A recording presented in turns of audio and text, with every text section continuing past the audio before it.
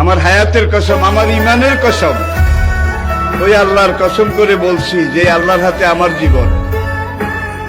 বর্তমান ফিলিস্তিনের যুদ্ধ শেষ হবে, ইমাম মাহাদি এসে যাবে।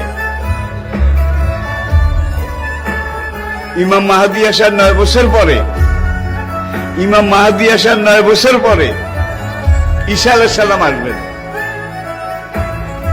আর ইমাম মাহাদি আসার পরে 9 বছর, এটার মধ্যে দাজ্জাল তার আবির্ভাব ঘটবে। এমন সময় আমি আপনাদের সাথে কথা বলছি, হাদিসের ভাষ্য অনুযায়ী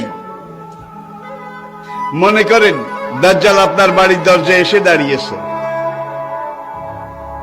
এমন সময় আমি আপনাদের সামনে কথাগুলো বলছি, যেই সময় মনে করেন ইমাম মাহাদি আপনার ঘরের সামনে এসে দুয়ারের কড়া নাড়তেছে। কত কাছে! আল্লাহর নবী ইমাম মাহাদি সম্পর্কে, দাজ্জাল সম্পর্কে 70টা ভবিষ্যৎবাণী করেছেন। কয়টা?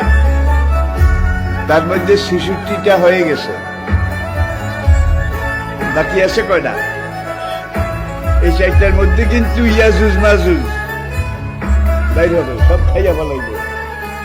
এবারে দাব্বাতুল আরদ কোরআনে আছে, দাব্বাতুল আরদ মক্কা এবং তায়েফের মাঝখানে জমিন ভেদ করে একটা জন্তু উঠবে।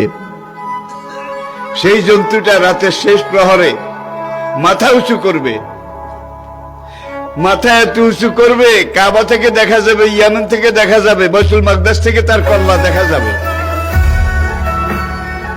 সে কল্লা উঁচু করে বলবে, হায় দুনিয়ার মানুষ, সে মুসলমান জাতি, দুর্ভাগ্য তোমাদের, আজকে রাতে আল্লাহ তওবার দরজা বন্ধ করে দিয়েছে। তওবার দরজা যদি বন্ধ করে দেয় আল্লাহ, তাহলে আপনি নিজেরা 100 বার জবাই করলে বোধহয় মাপ পাবেন। আর কোনো কিছু আছে রইছে? নাই।